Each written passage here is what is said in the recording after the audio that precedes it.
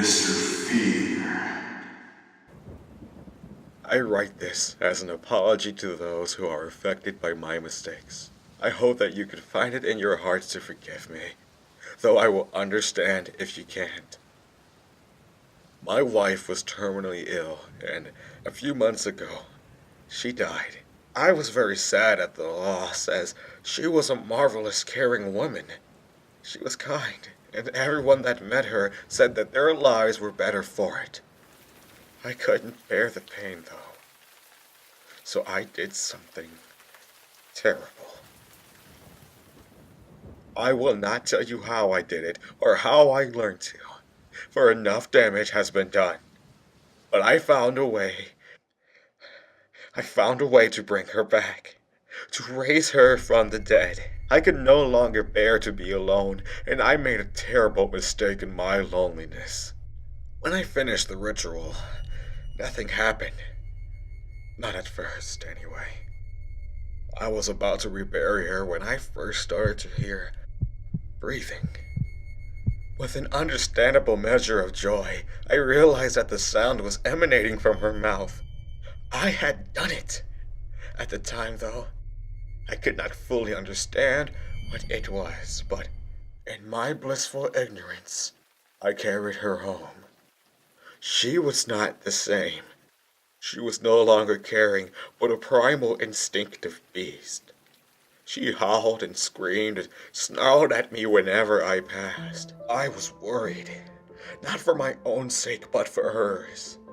She could escape. She could go out and do something to get her.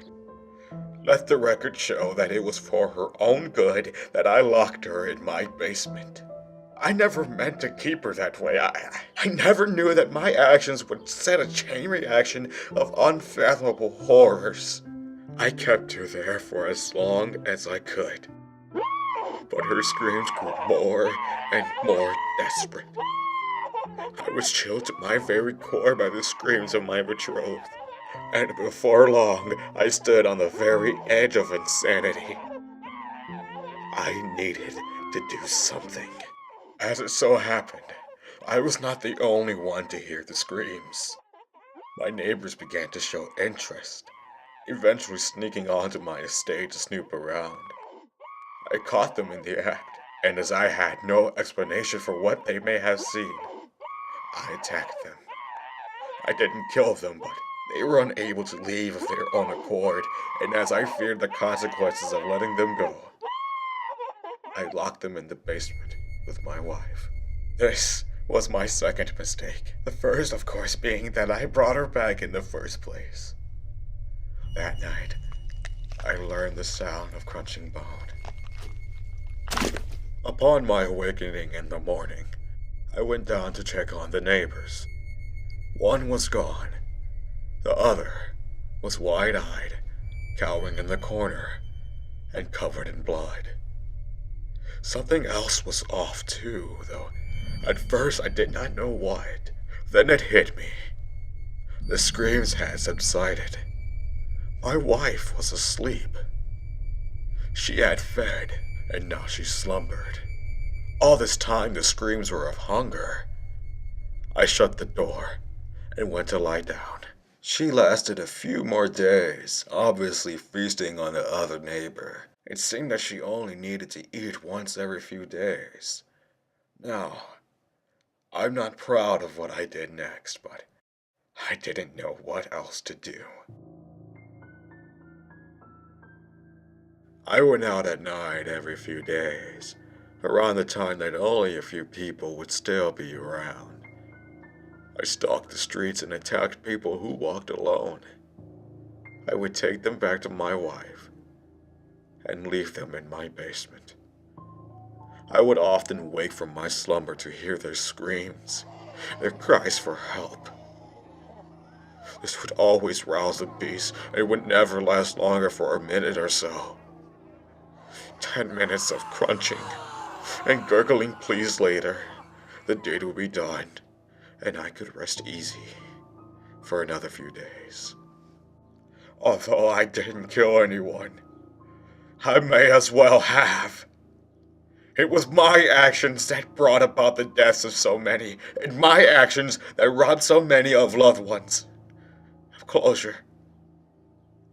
How many torn and bloodied rags did I have to burn? How many personal effects were destroyed by my hands? I lost track of the numbers, but surely one is too high a number. I was kept awake by its screams, and it shall henceforth be referred to as it, for I have come to the conclusion that this monster is not my beloved.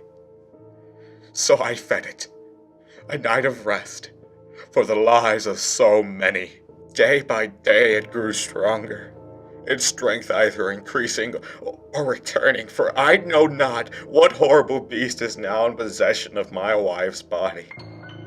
And as time went on, I was forced to bring home more food, bigger people, men, 2 women, a woman and a man. Eventually it was eating a full-grown man every day.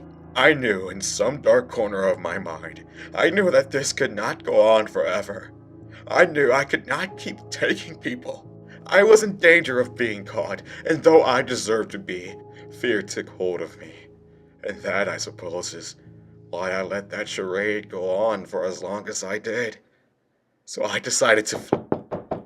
I had just packed my bags when I heard a knock on the door. The police had found a trail of blood leading through the woods up to my estate, and were inquiring as to whether I'd seen or heard anything suspicious.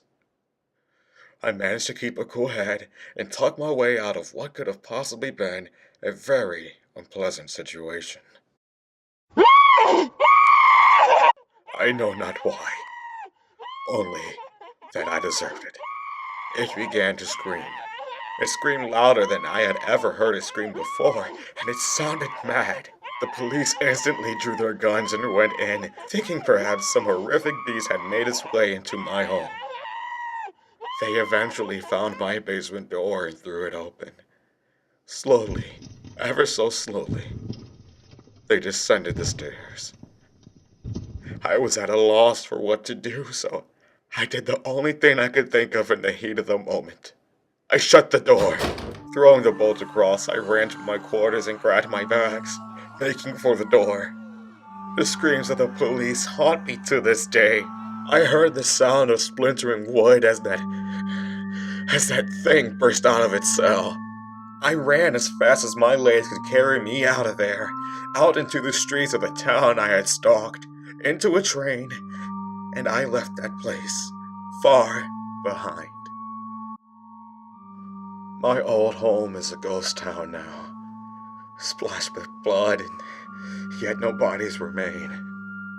How I long to return to my estate, to gather up all of my research and burn it so that this might never happen again. I have made many attempts to do so. In fact, though every time I get near, I hear that beast's wild howls, screaming for my flesh. I know it haunts my house now, and I know it wears my wife's skin, but the worst part of all of this, I let it happen.